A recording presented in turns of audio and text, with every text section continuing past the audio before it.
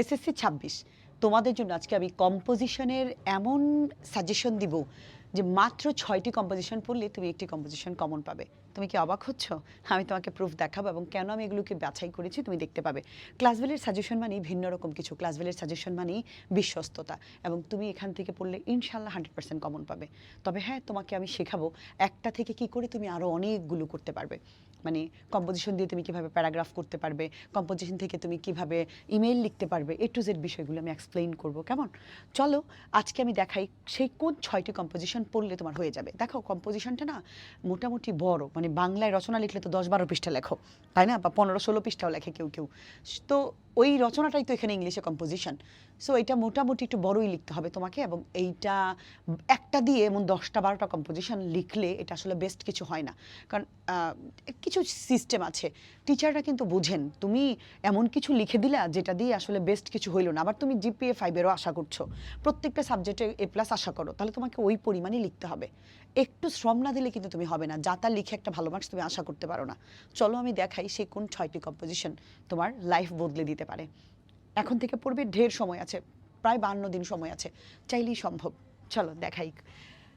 দেখো আমি 6টি কম্পোজিশন বাছাই করেছি তোমাদের জন্য, সেরা টেস্ট পেপার সহ বোর্ড প্রশ্ন অ্যানালাইসিস করে।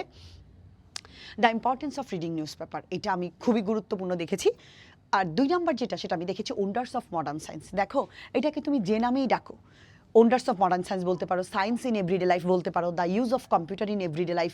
শোনো, সায়েন্স যদি বলে, কম্পিউটার সায়েন্সেরই একটা অবদান, তাই না?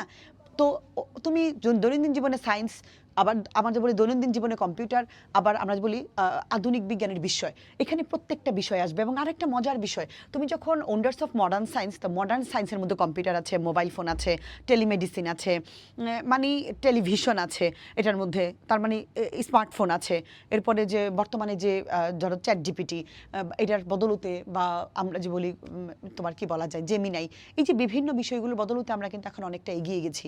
প্রত্যেকটা বিষয় তুমি কিন্তু এখান থেকে পারবা। অর্থাৎ তোমার যদি এআই আসে তুমি সেটাও লিখতে পারবা, তোমার যদি মোবাইল ফোন প্যারাগ্রাফ আসে তুমি এখান থেকে লিখতে পারবা, কারণ এখানে মোবাইল ফোনের একটা পার্ট থাকবে, এখানে কম্পিউটারের একটা পার্ট থাকবে। যদি তোমার ডায়লগ আসে, কম্পিউটার থেকে তুমি ডায়লগটা লিখতে পারবে। শোনো, পড়াশোনা কঠিন না, আমরা না পড়াশোনাকে কঠিন করে ফেলি। একটা জিনিস, যেই ম্যাথটা আমি পারি, সিকিউতে আসলেও আমি পারবো, এমসিকিউ আসলেও পারবো, এসকিউ আসলেও পারবো। ম্যাথ তো ওই একটাই, তাই না? হয়তো একটা ছোট্ট একটা অংশ দেয়, এক কথায় লিখতে পারবে এমসিকিউতে, একটু ডিটেলসে দিলে সিকিউতে, এসকিউতে, আর একটু বিস্তারিত লিখতে হলে তোমার জন্য সিকিউ চাইবে। কিন্তু জিনিস তো সেই একটাই। তেমনি করে এই যে সায়েন্স ইন এভরিডে লাইফ বা ওন্ডার্স অফ মডার্ন সায়েন্স, এইটা যদি আমার প্যারাগ্রাফ হিসেবে মোবাইল ফোন আসে এখান থেকে একটা অংশ, তা আমি তো পুরাটাই পড়েছি, ওটাও আমি দিতে পারবো, ভয় পাওয়ার কিন্তু কিছু নেই। এভাবে করি একটা দিয়ে অনেকগুলো পড়া যায়। কিন্তু বানিয়ে ওই this is our school, in this our school, at this our school, আসলে এইভাবে করে লিখলে হবে না। অবশ্যই একটা স্ট্যান্ডার্ড মেনটেন করতে হবে তোমাকে, ঠিক আছে? পরের যেটা, the season you like most. এখন এখানে একটা মজার ব্যাপার আছে, তুমি কোন ঋতুটা পছন্দ করবা। তুমি উইন্টার সিজন, যদি ঋতু উইন্টার সিজন, মানে উইন্টার মর্নিং যদি পড়ো, তাহলে তুমি উইন্টার সিজন এখান থেকে বাছাই করতে পারো, তাহলে তুমি উইন্টার মর্নিং প্যারাগ্রাফ আসলে দিতে পারবা, মানে ঋতু হিসেবে যদি এটা বাছাই করো। আর যদি তুমি রেনি সিজন বাছাই করো বা পড়ো, তাহলে তুমি আর রেনির প্যারাগ্রাফ আছে এখান থেকেও কিন্তু দিতে পারবা। এই সিজনের মধ্যে তো একটা বৃষ্টির দিনও পাবা তুমি। প্যারাগ্রাফ মানে তো ছোট্ট, তাই না? 1.5-2 পৃষ্ঠা লিখলে, 2 পৃষ্ঠা লিখলে হয়ে যাবে। আর যখন তুমি রচনার চিন্তা করবা তখন তো বড়। সো তুমি তোমার ইচ্ছা মতো আর তুমি যদি দুইটাই পড়ো, ধরো তো যে আমার দুইটা ঋতুই পছন্দ, উইন্টার সিজন একটা, রেনি সিজন একটা, দুইটা পড়লে এখান থেকে প্যারাগ্রাফ আসলে দিতে পারবা, ডায়লগ আসলে দিতে পারবা, ইমেল আসলে দিতে পারবা, তোমার রচনা আসলে তুমি দিতে পারবা, হোয়াট এভার যেটাই আসুক তুমি কিন্তু পারবা। সো বাছাইটাই করার সময় এমনভাবে করবা যে দুইটাই করবা। তোমার যদি উইন্টার মর্নিং আসে, সিজনের মধ্যেও কিন্তু একটা মর্নিং তুমি কোনো না কোনো একটা অংশ পাবা। রচনা লিখলে বিশদভাবে, আর প্যারাগ্রাফ হলে এখান থেকে ছোট্ট করে। আর রেনি সিজন যদি বাছাই করো, তাহলে রেনি ডে সম্পর্কে লিখতে পারবা।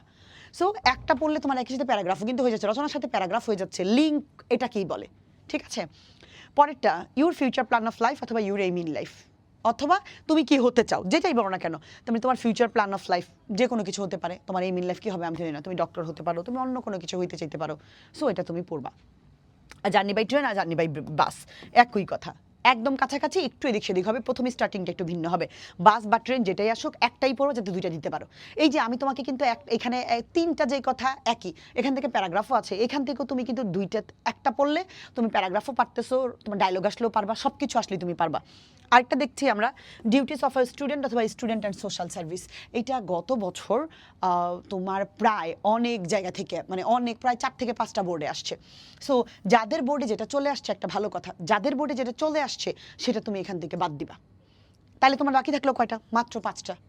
সো 5টা তুমি পড়তে পারবা না, কারণ তোমার বোর্ডে যদি এটা আসে থাকে এটা বাদ, তোমার বোর্ডে এটা আসলে এটা বাদ, যার বোর্ডে যেটা গত বছর এসেছে এটা বাদ দিয়ে বাকিগুলি তুমি পড়বা। ওকে, গেল এটা। এছাড়া আমি একদম রিস্ক এড়ানোর জন্য ইউর চাইল্ডহুড মেমোরিজ এটা অবশ্যই পড়বা, এটা দিয়েছি। আর ইউর ফেভারিট হবি, এটা ধরো আমি 20% ইম্পর্টেন্ট দিলাম তোমাকে, জাস্ট 20%। ইউর ফেভারিট হবি, এখন তোমার হবি কি খালি গাছ লাগানোই তোমার শখ, বাগান করা তোমার শখ? তোমার শখ কি ফুটবল খেলা হইতে পারে না? তুমি যখন ইউর ফেভারিট হবি পড়বা, তুমি একই সাথে ফেভারিট গেম পড়বা, মানে তোমার ফেভারিট গেম অথবা the game you like most. তুমি যেমন ফুটবল তোমার প্রিয় খেলা হতে পারে, তো এটাই তোমার প্রিয় শখও হতে পারে, খেলা তোমার প্রিয় শখ হতে পারে, ফুটবল খেলা হইতে পারে না? এমনভাবে লিঙ্ক করে পড়বা যাতে খেলাও হয়ে যায় আবার তোমার শখও হয়ে যায়। তুমি শখের মধ্যে কখনই বাগান দিবা না, যাতে একটা দিয়ে আরেকটা তুমি পড়তে পারো। ঠিক আছে? এছাড়া আমি বলি যদি ব্যতিক্রম কিছু আসে, মনে করো ট্রি প্লান্টেশন আসলো, তুমি ট্রি প্লান্টেশন তো প্যারাগ্রাফ পড়েছই, ওটাও তো তুমি দিতে পারবা, তাই না? এবং ট্রি প্লান্টেশন আমি একটা বুদ্ধি শিখাই দিই তোমাকে এই জায়গার মধ্যে। ট্রি প্লান্টেশন আসলে আমরা আমরা যখন রচনা লিখি উপকারিতাও লিখি অপকারিতাও লিখি। ট্রি প্লান্টেশন প্যারাগ্রাফ আর ডেফরেস্টেশন প্যারাগ্রাফ দুইটা মিলে আমরা রচনা লিখে দিব, কারণ আমরা জানি ট্রি প্লান্টেশন হচ্ছে সুবিধা, আর গাছ না থাকলে সেটাকে বলে অসুবিধা। তো ডেফরেস্টেশন মানে কি? একটা ট্রি প্লান্টেশন বৃক্ষ লাগানো, আর ডেফরেস্টেশন মানে বৃক্ষ নিধন করা। সো আমরা উপরের অংশটুকু যদি দেই 2 পৃষ্ঠা মিলে 4 পৃষ্ঠা হয়ে যাবে। ডেফরেস্টেশন ট্রি প্লান্টেশন মিলে আমি গাছের উপকারিতা অপকারিতা লিখে দিব। পারবো না? টেকনিক এই জায়গায় খাটাইতে হবে। পারি না বলে কোনো কথা নেই, আমরা সব পারি, শুধু বুদ্ধিটা খাটাই স্টার্টিংটা একটু করতে হবে।